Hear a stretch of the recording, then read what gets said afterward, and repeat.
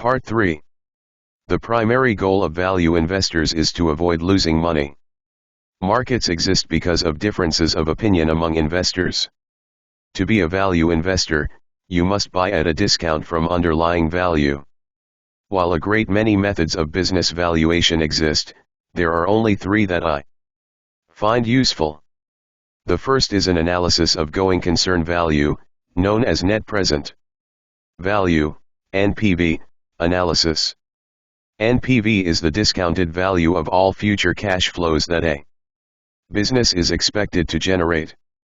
The second method of business valuation analyzes liquidation value, the expected proceeds if a company were to be dismantled and the assets sold off. The third method of valuation, stock market value, is an estimate of the price at which a company, or its subsidiaries considered separately, would trade in the stock market. Less reliable than the other 2, this method is only occasionally useful as a yardstick of value. How do value investors deal with the analytical necessity to predict the unpredictable? The only answer is conservatism. Since all projections are subject to error, optimistic ones tend to place investors on a precarious limb. Virtually everything must go right, or losses may be sustained. Conservative forecasts can be more easily met or even exceeded. Investors are well advised to make only conservative projections and then invest only at a substantial discount from the valuations derived therefrom. At times when interest rates are unusually low, however, investors are likely to find very high multiples being applied to share prices. Investors who pay these high multiples are dependent on interest rates remaining low, but no one can be certain that they will. This means that when interest rates are unusually low, investors should be particularly reluctant to commit capital to long-term holdings unless outstanding opportunities become available, with a preference for either holding cash or investing in short-term holdings that quickly return cash for possible redeployment when available returns are more attractive. Calculating the present value of contractual interest and principal payments is the best way to value a bond. Analysis of the underlying business can then help. Analyzing the cash flows of the underlying business is the best way to value a stock. My personal rule is that investors should value businesses based on what they themselves, not others, would pay to own them. The liquidation value of a business is a conservative assessment of its worth in which only tangible assets are considered and intangibles, such as going concern value, are not. When a stock is selling at a discount to liquidation value per share, a near rock bottom appraisal, it is frequently an attractive investment.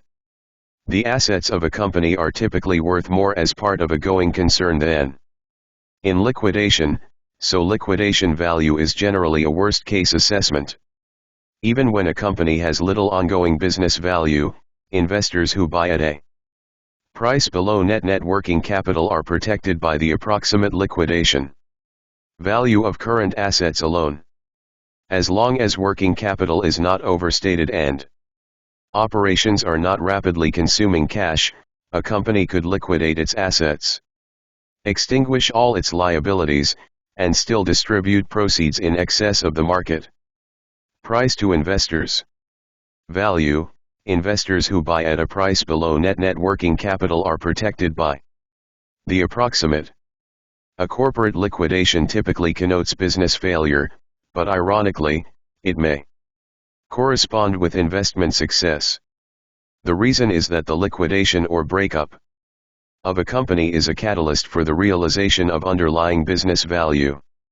Since value investors attempt to buy securities trading at a considerable discount from the value of a business's underlying assets, a liquidation is one way for investors to realize profits. Net present value would be most applicable, for example, in valuing a high return business with stable cash flows such as a consumer products company. Its liquidation value would be far too low. Similarly, a business with regulated rates of return on assets such as a utility might best be valued using NPV analysis. Liquidation analysis is probably the most appropriate method for valuing an unprofitable business whose stock trades well below book value. A closed-end fund or other company that owns only marketable securities should be valued by the stock market method. No other makes sense. An analysis of cash flow would better capture the true economics of a business. Non-recurring gains can boost earnings to unsustainable levels, and should be ignored by investors. An analysis of cash flow would better capture the true economics of a business. By contrast, non-recurring gains can boost earnings to unsustainable levels, and should be ignored by investors. What something cost in the past is not necessarily a good measure of its value today. For every business that cannot be valued, there are many others that can. Investors who confine themselves to what they know, as difficult as that may be, have a considerable advantage over everyone else. The first and perhaps most important step in the investment process is knowing where to look for opportunities. Investors cannot assume that good ideas will come effortlessly from scanning the recommendations of Wall Street analysts, no matter how highly regarded, or from punching up computers, no matter how cleverly programmed, although both can sometimes indicate interesting places to hunt. By identifying where the most attractive opportunities are likely to arise before starting one's quest for the exciting handful of specific investments, investors can spare themselves an often fruitless survey of the humdrum majority of available investments. Value investing encompasses a number of specialized investment niches that can be divided into three categories: securities selling at a discount to breakup or liquidation value, rate of return situations, and asset conversion opportunities. A bargain should be inspected and re-inspected for possible flaws. Value investing by its very nature is contrarian. Out-of-favor securities may be undervalued, popular securities almost never are. What the herd is buying is, by definition, in favor. Securities in favor have already been bid up in price on the basis of optimistic expectations and are unlikely to represent good value that has been overlooked. Since they are acting against the crowd, contrarians are almost always initially wrong and likely for a time to suffer paper losses. By contrast, members of the herd are nearly always right for a period. Information generally follows the well-known 80-20th rule. The first 80% of the available information is gathered in the first 20% of the time spent. The value of in-depth fundamental analysis is subject to diminishing marginal returns.